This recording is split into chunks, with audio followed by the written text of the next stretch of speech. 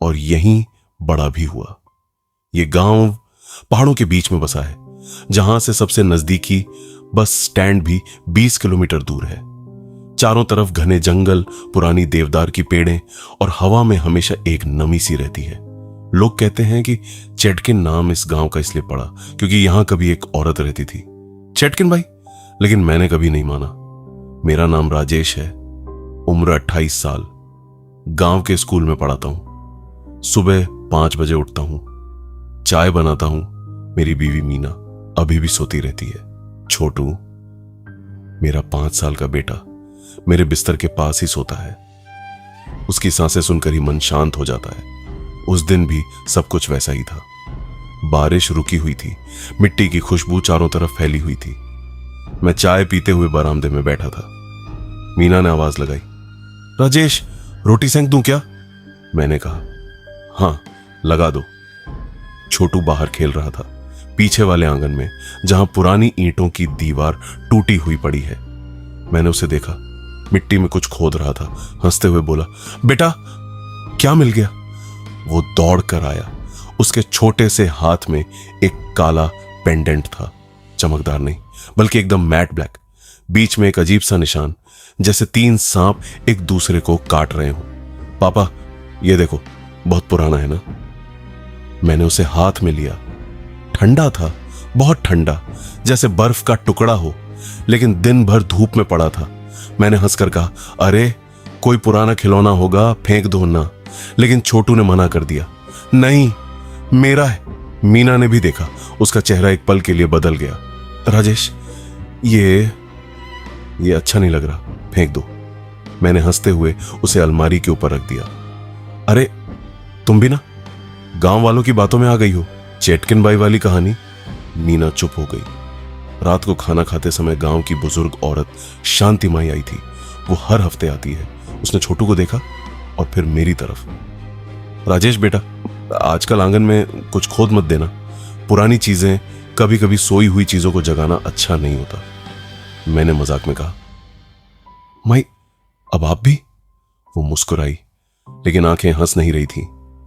चेटकिन by, वो यहां की थी, 150 साल पहले। काली विद्या करती थी। गांव वालों ने मिलकर उसे जिंदा दफन किया था, उस पेड़ के नीचे जो तुम्हारे आंगन के पीछे है। उसकी शक्ति, वो कभी नहीं मरी, सिर्फ सो गई। मैंने बात घुमा दी। ठीक है माई, खाना खा लो। रात को मैं सो गया। सब कुछ नॉर्मल था। पंखा चल रहा था, छोटू की सांसें, मीना का हाथ मेरे सीने पर।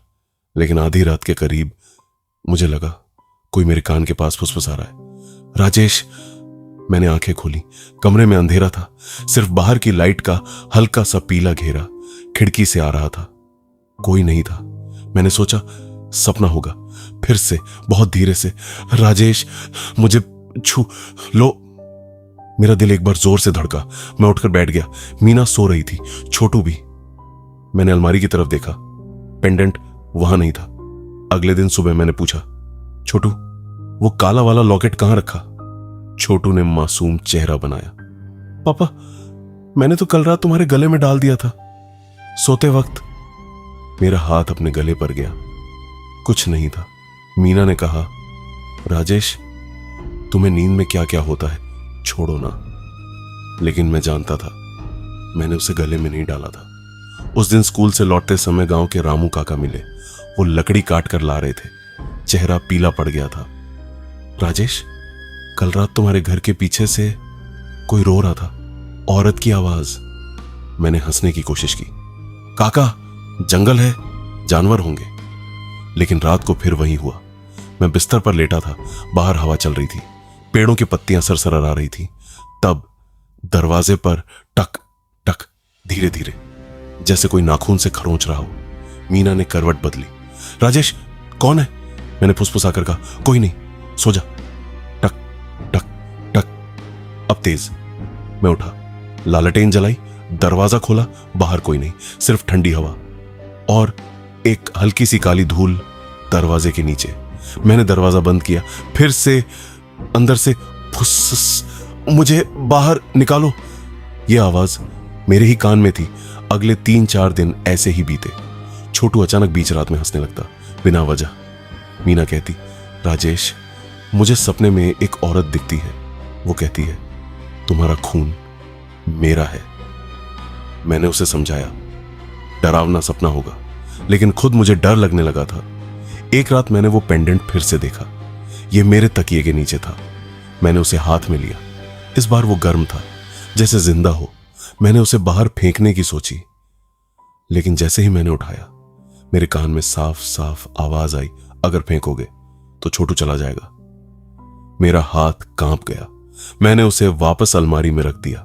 गांव में अब बातें फैलने लगी थी। 3 लोग बीमार पड़ गए थे। एक औरत ने कहा कि उसने अपने घर में एक काली छाया देखी। शांतिमय फिर आई।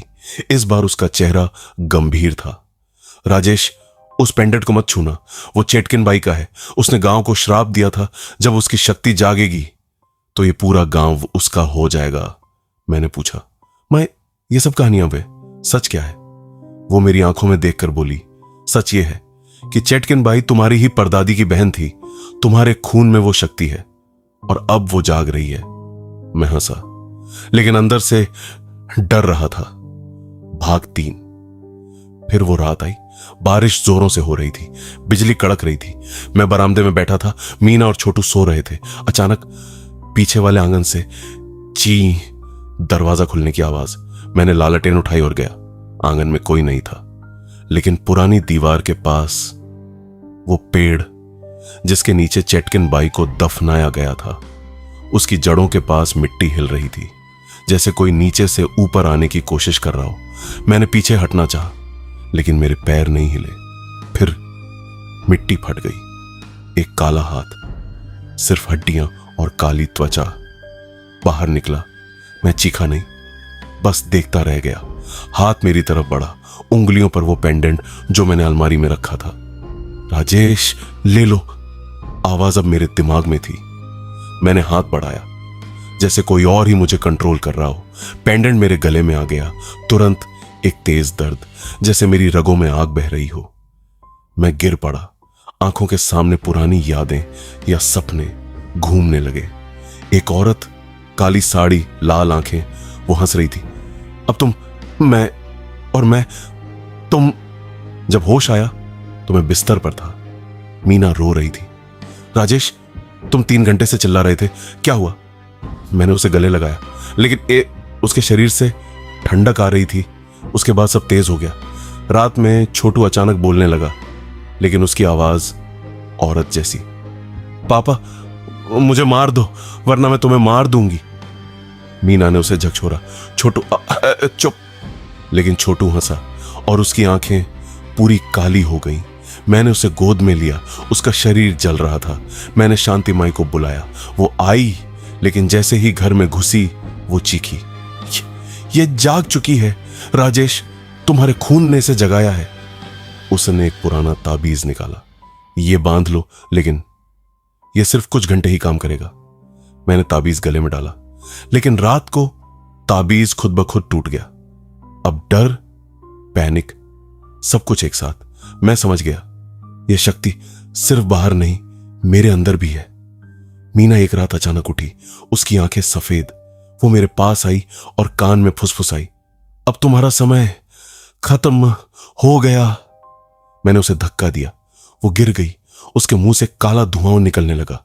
मैं भागा छोटू को उठाने, लेकिन छोटू बिस्तर पर नहीं था। वो आंगन में खड़ा था, बारिश में भीग रहा था। उसके पीछे वो पेड़ अब पूरी तरह से हिल रहा था। जड़ें ऊपर आ रही थीं और पेड़ के अंदर से एक औरत निकल रही थी। काली, लंबी, बाल हवा में लहरा रहे थे। वो मुस्कुराई। राजेश, आखिरकार तुम मुझे घर ले आए। मैंने छोटू को खींचा। बेटा अंदर चल। लेकिन छोटू ने मेरी तरफ देखा और मुस्कुराया।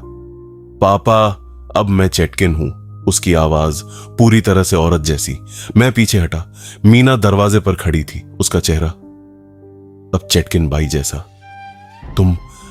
हम तीनों एक हो चुके हैं। मैं दौड़ा जंगल की तरफ। बारिश तेज थी, पैर फिसल रहे थे। पीछे से हंसी आ रही थी तीनों की। मैं रुका नहीं। कुछ दूर भागने के बाद एक पुराना मंदिर मिला। वहां मैंने घुटनों के बल बैठकर रोना शुरू कर दिया। भगवान बचा लो। तभी मेरे गले में वो पेंडेंट खुद ब खुद जकड़ गया। दर्द इतना तेज कि मैं चीख नहीं सका। मेरी आंखों के सामने सब कुछ बदल गया। मैंने देखा चेटकिन बाई, मेरी परदादी की बहन, उसे गांव वालों ने किस तरह जिंदा दफनाया था। उसने श्राप दिया था मेरा खून कभी नहीं मरेगा। और अब वो खून मुझ में था। जब मैं वापस घर लौटा तो सब शांत था। बारिश रुक गई थी। मीना रसोई में खाना बना रही थी, छोटू खेल रहा था। मैंने राहत की सांस ली। सब ठीक है? मीना मुड़कर मुस्कुराई। हाँ, अब सब ठीक है। लेकिन उसकी आंखें पूरी काली थीं। छोटू दौड़ कर आया। पापा देखो, नया खेल। उसने मुझे एक कागज दिया। उस पर लिखा था, अब तुम्हारी बारी चेटकिन बनने की। मैंने कागज फाड़ दिया, लेकिन मेरे हाथों से काला धुआं निकल रहा था। रात को मैं आईने के सामने खड़ा था। मेरा चेहरा धीरे धीरे बदल रहा था। मैंने खुद से कहा, नहीं, ये नहीं हो सकता। लेकिन अंदर से एक औरत की हंसी आई। राजेश, अब तुम मैं हो चुके हो। चेटकिन जाग चुकी है और अब ये गांव हमारा है। मैंने आईने में देखा, मेरी आंखें पूरी काली हो चुकी थी। मैं मुस्कुराया, क्योंकि अब मुझे डर नहीं लग रहा था। अब मुझे अच्छा लग रहा था। कहानी खत्म। दोस्तों, अगर तुम चेटकिन गांव के पास से गुजर रहे हो तो कभी मत रुकना, क्योंकि वो शक्ति अब जाग चुकी है और वो किसी का इंतजार कर रही है, तुम्हारा या मेरा।